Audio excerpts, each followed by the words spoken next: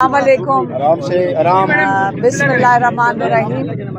ہم نے کبھی اتنے لوگ دیکھے نہیں. عام طور پہ ہم 4-5 لوگ ہی 4-5 لائرز کھڑے ہوتے ہیں. یہ نادیہ خٹک کھڑی ہوتی ہیں. تو آج ماشاءاللہ اتنی رونق ہے. مجھے لگتا ہے جب ٹکٹ کا فائنل ہو جائے گا تو یہ جگہ ساری خالی ہو جائے گا, پھر اداس ہو جائے گی. خان صاحب اکیلے رہیں گے.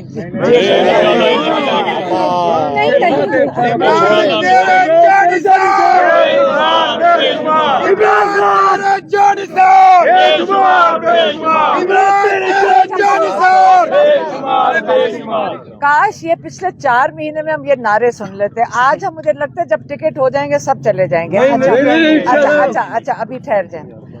خان صاحب نے آج جو پیغام دیا ہے انہوں نے, اب ہمیں یاد رکھنا پڑتا ہے اور ہماری کوشش یہ ہوتی ہے کہ جو کچھ انہوں نے کہا ہے بالکل انہی الفاظ میں آپ سے آگے ریلے کر دوں.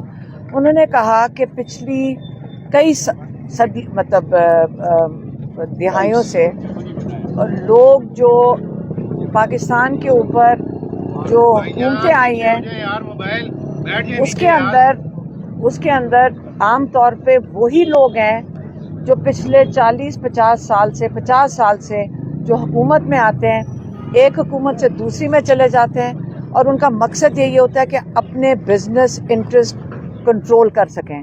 اور وہ لوگ جو ہیں وہ قانون کے اوپر ہیں.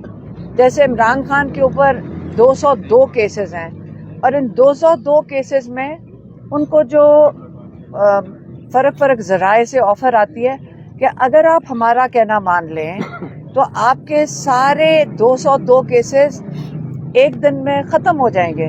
تو ایک دن میں کیسز کیسے ختم ہو جائیں گے؟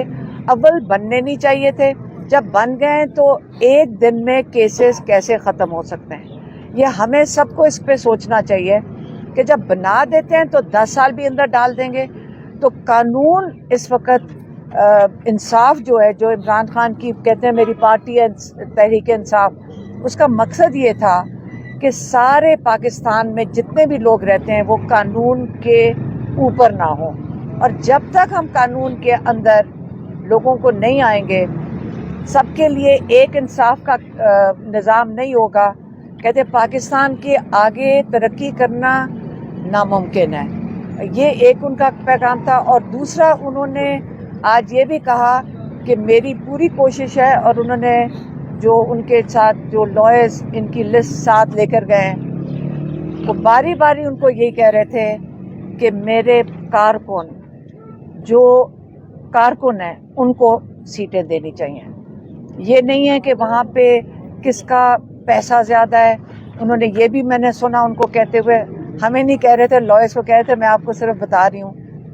انہوں نے کہا یہ نہیں دیکھنا چاہیے کہ کتنے کروڑ روپے خرچ سکتے ہیں, آپ نے یہ دیکھنا چاہیے کہ پاکستان کے لیے جن کا حق بنتا ہے وہ ہیں جو کارکن ہیں, اور کارکنوں کو آپ نے میکسیمم کوشش کرنی ہے کہ ان کو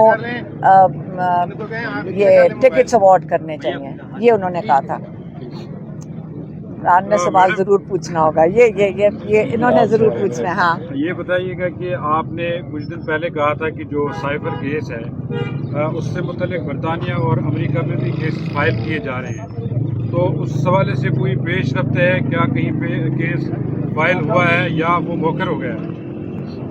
موخر ہو گیا نہیں, اس کے بارے میں آپ کو جتنا کم بتائیں اتنا بہتر ہے. آپ کو جلد باہر سے پتہ چل جائے گا. 1-2 کیسز ایسے بھی فائل ہوئے ہیں, ضروری نہیں کہ ہم نے ڈائریکٹلی کیے ہوں, جس کے اندر وہ ڈیمانڈ کر رہے ہیں کہ جو ہم کر رہے ہیں یہ وہ والے نہیں ہیں. لیکن اب اس وقت ڈیمانڈ جا رہی ہے کافی پاکستانیوں کی طرف سے کہ جن کے رشتہ داروں کو یہاں پہ جن پہ تشدد کیا گیا, جن کی بزنسز ختم کی گئی ہیں, وہ کہہ رہے ہیں کہ وہ لوگ جو اس تشدد میں ملوث ہیں, جنہوں نے یہ کروایا ہے, ان کے ویزے کینسل کیے جائیں کیونکہ وہ یہاں سے, اور ان کے جن کی جائیدادیں باہر ہیں ان کو بھی ضبط کیا جائے.